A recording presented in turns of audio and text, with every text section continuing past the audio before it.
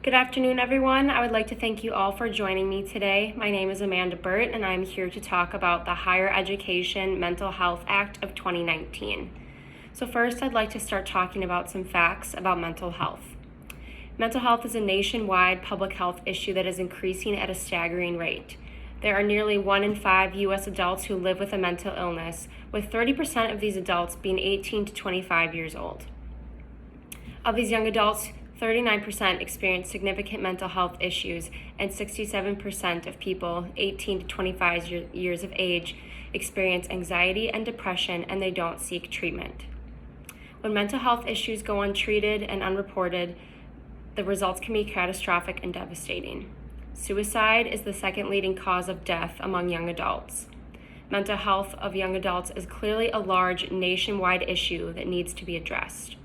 The Higher Education Mental Health Act of 2019 is one piece of legislation that is working towards bettering the mental health crisis for young adults in the country.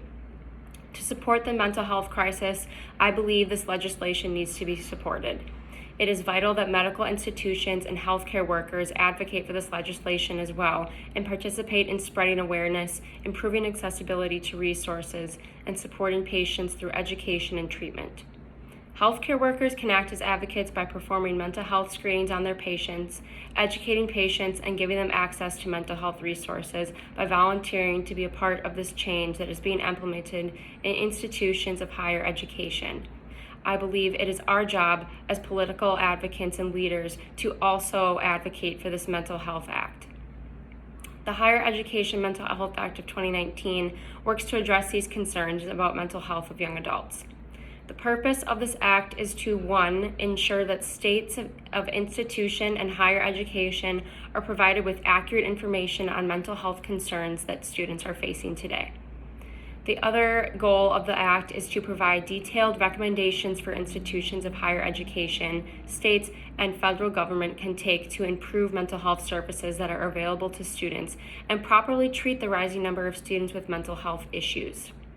The bill establishes a national commission to study the mental health concerns of students and institutions of higher education with the goal of bettering availability and quality of services to students. The commission includes stakeholders that represent disability and student advocacy groups, institutions of higher education, individuals and students with mental health disabilities, and family members of students enrolled in institutions of higher education. Those on the commission boards of this Mental Health Act will investigate, analyze, and report their findings about services available to students. They will look at schools on an individual basis, and they will evaluate the resources that are accessible to students that will help them stay in school and address their mental health concerns. The goal is to ultimately lessen the severity of these mental health conditions that students are facing, allowing students to live happier and healthier lives and finish their degrees.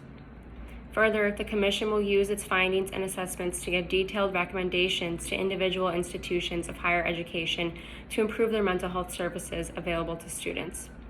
The goal is to properly address the rising number of students with mental health concerns by getting students the services they need to better their health and quality of life. It is very clear that institutions of higher education recognize the need for this legislation. So far, there are more than 230 college presidents and administrators that are signing to support this Higher Education Act.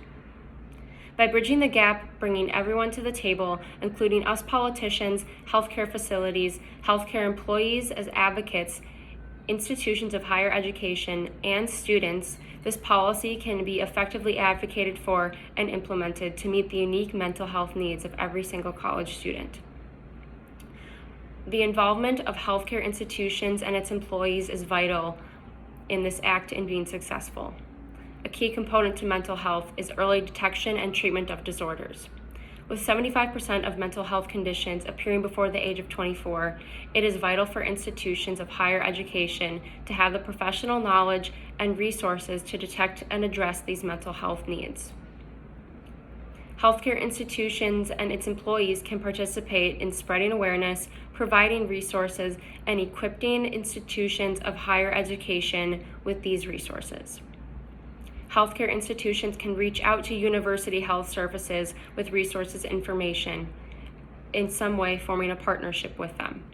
Some strategies management at healthcare institutions can use to assist university health services include providing pamphlets and brochures to be provided to students outlining mental health signs and symptoms, risks, and listing their healthcare institutions as resources for support.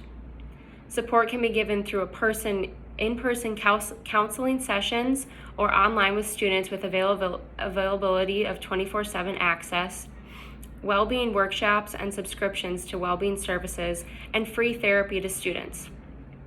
Sending hospital staff such as counselors, nurses, or doctors to speak at campuses and inform students as well as faculty of mental health crises and providing education on identifying these signs and symptoms and those in need of help. Doing so would increase the access to resources as well as increase community awareness. Another way that institutions can make an impact at institutions of higher education is by sending their hospital employees, like nurses, to work shifts at university health services to partake in addressing and meeting the mental health needs of students. Ultimately, it is important that healthcare institutions and its employers adopt and advocate for this policy, and this advocacy can be done in multiple ways.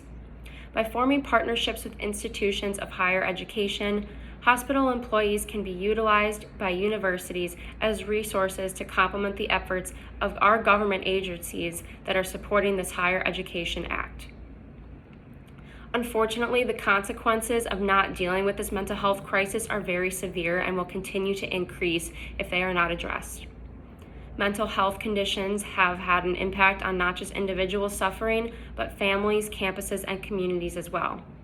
For students personally struggling with mental health conditions, their energy level, concentration, dependability, mental ability, optimism, and performance can all be affected and hindered.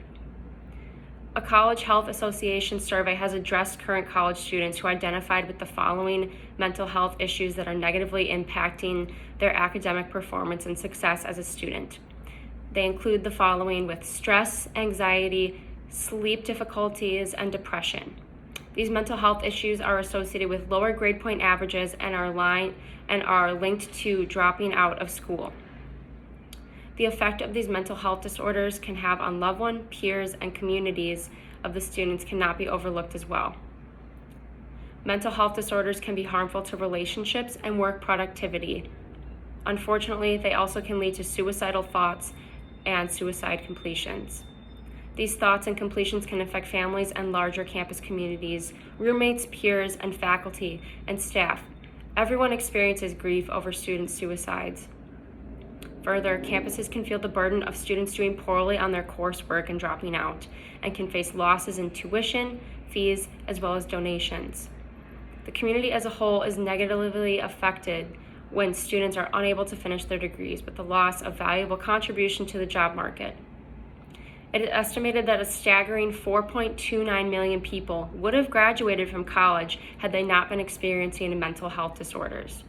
All of these factors in total contribute to the vital importance of providing education and resources to institutions of higher education to address the needed mental health services. By providing mental health services to students, there would be many benefits that would be seen, especially for these students themselves. There's no denying that students face an immense amount of stress while working to obtain degrees of higher education. Although higher education can be difficult and time-consuming, it should not drive students into states of anxiety and depression to feel broken and helpless.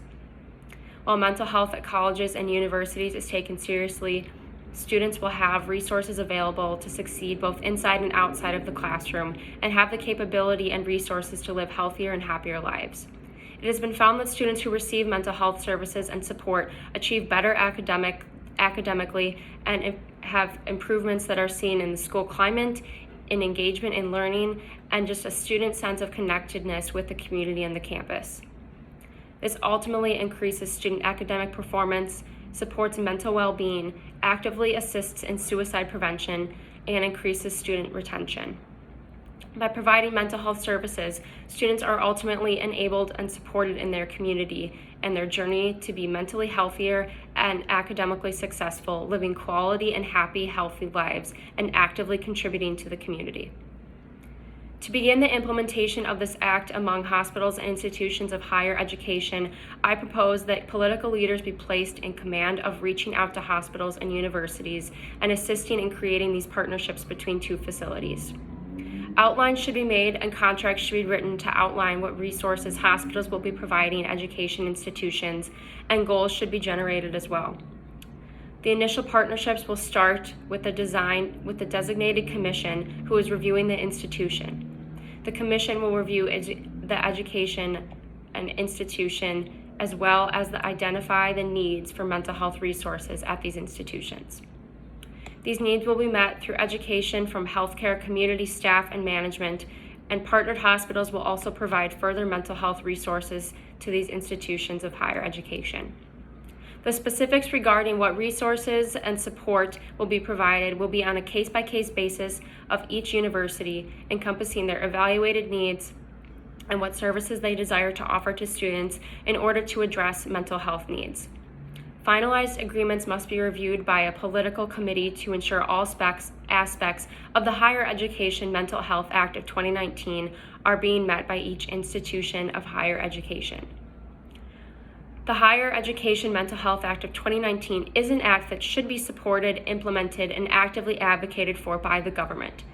The act improves partnerships between government programs and healthcare institution and employees with institutions of higher education and ultimately its students. By bringing these varying institutions together to advocate for the Higher Education Mental Health Act of 2019, we as a nation are then addressing the mental health crisis through multiple levels of intervention. Our partnerships, efforts, and collaboration will lead to improved mental health of students, increase the quality of life of students, create higher quality education programs and institutions, positively impact the community, and save lives.